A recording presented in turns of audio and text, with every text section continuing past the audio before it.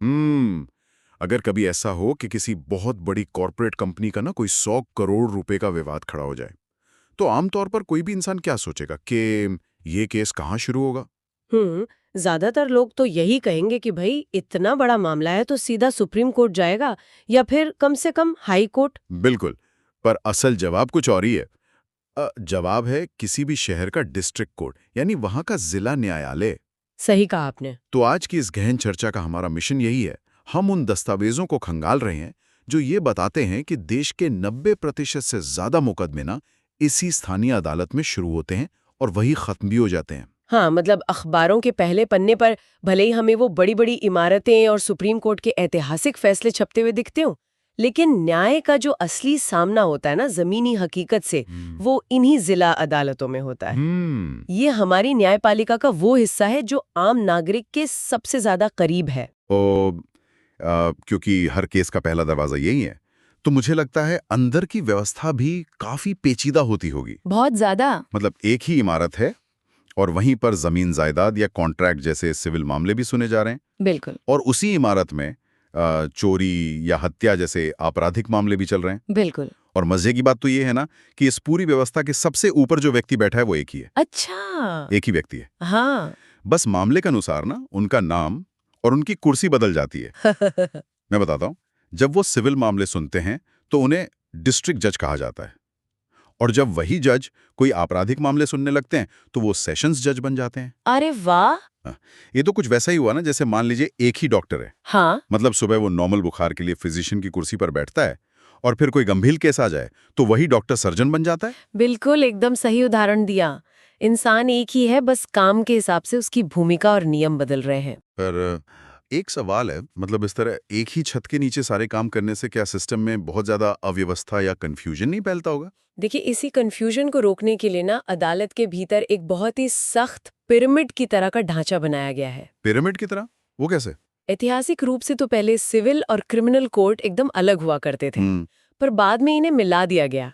अब काम के बोझ को बांटने के लिए सिविल मामलों में जूनियर और सीनियर डिवीजन के जज होते हैं, ठीक है। और क्रिमिनल मामलों में चीफ जुडिशियल मजिस्ट्रेट यानी सीजेएम होते हैं, और उनके नीचे बाकी मजिस्ट्रेट काम करते हैं। तो ये सिर्फ पदों का नाम नहीं है, तो फिर क्या है? ये एक बहुत ही कड़ा फिल्टर करने का सिस्टम है। इसका असली मकसद ये है कि हर छोटा विवाद सीधा ऊपर की अदालतों में ना पहुंच जाए। वरना हाई कोर्ट और सुप्रीम कोर्ट तो मुकदमों के बोझ से पूरी तरह ठप पड़ जाएंगे। बिल्कुल सही कहा। मतलब नीचे से लेकर ऊपर तक जजों की एक पूरी फौज तैनात है जो मामलों को फिल्टर कर रही है। पर जो सवाल यहाँ सबसे ज्यादा खटकता है मुझे, पूछिए।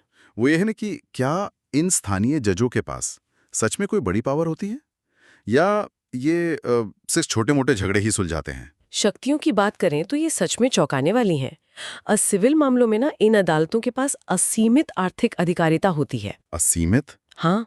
मतलब कोई लिमिट नहीं? हाँ, कोई लिमिट नहीं। मतलब अगर 100 करोड़ का भी कोई भारी भरकम विवाद है ना, तो उसकी सुनवाई का अधिकार भी जिला अदालत के पास है। अरे बाप रे।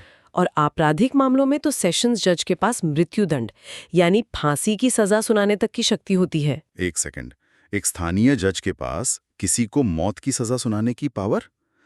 जोखिम के लिहाज से देखा जाए तो क्या स्थानीय स्तर पर किसी एक व्यक्ति को इतनी बड़ी शक्ति देना सिस्टम के लिए बहुत खतरनाक नहीं है? जोखिम तो है, और कानून बनाने वालों को भी ना ये बात बहुत अच्छी तरह से पता थी। तो फिर उन्होंने कोई बचाव का रास्ता नहीं रखा है ना, इसीलिए उन्होंने एक बहुत मजबूत डबल चेक सिस्टम तैयार किया। अच्छा, वो कैसे काम करता है? देखिए, सेशंस जज फांसी की सजा तो सुना सकते हैं, लेकिन उस फैसले पे तब तक अमल नहीं हो सकता जब तक राज्य का हाई कोर्ट उस फैसले की समीक्षा करके पुष्टि ना कर दे। ओहो, मतलब हाईकोर्ट की मोहर लगनी जरूरी है। बिल्कुल।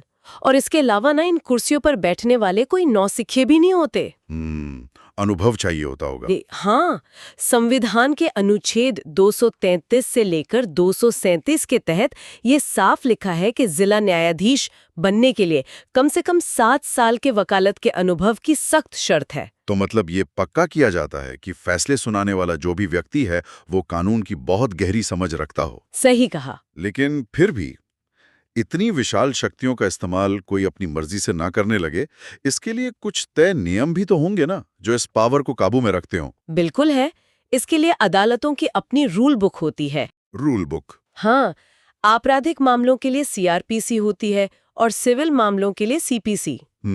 और सबसे अहम चीज जो इन्हें काबू में रखती है ना, वो है जुरिस्डिक्शन। मतलब अधिकार क्षेत्र। हाँ, जुरिस्डिक्शन का मतलब है कि हर अदालत की अपनी एक तय सीमा होती है। अच्छा, एक उदाहरण से समझाएंगी? मान लीजिए अगर कोई चोरी दिल्ली में हुई है तो कोई मुंबई की अदालत में जाके वो केस नहीं लड़ सकता। ये हुआ क्षेत्रीय अधिकार क्षेत्र। समझ गया। और अगर मामला 10 लाख का है तो वो सीधा किसी सीनियर जज के पास नहीं जाएगा, बल्कि नीचे के जज के पास जाएगा। ये हुआ आर्थिक अधिकार क्षेत्र। यानी कोई भी अदालत अपने दायरे से बाहर जाकर मनमर्जी से कोई भी केस नहीं उठा सकती। एकदम सही। और अगर हम थोड़ा ध्यान से देखें ना, तो ये सारे नियम आम इंसान की जिंदगी से सीधे टकराते हैं।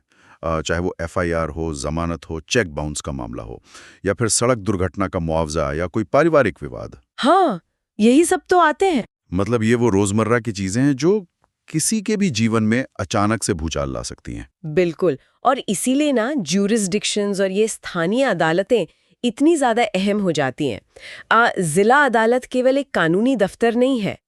ये वो नींव है जो ये पक्का करती है कि न्याय पाने के लिए किसी भी इंसान को भौगोलिक या आर्थिक सीमाओं का मोहताज ना होना पड़े। हाँ।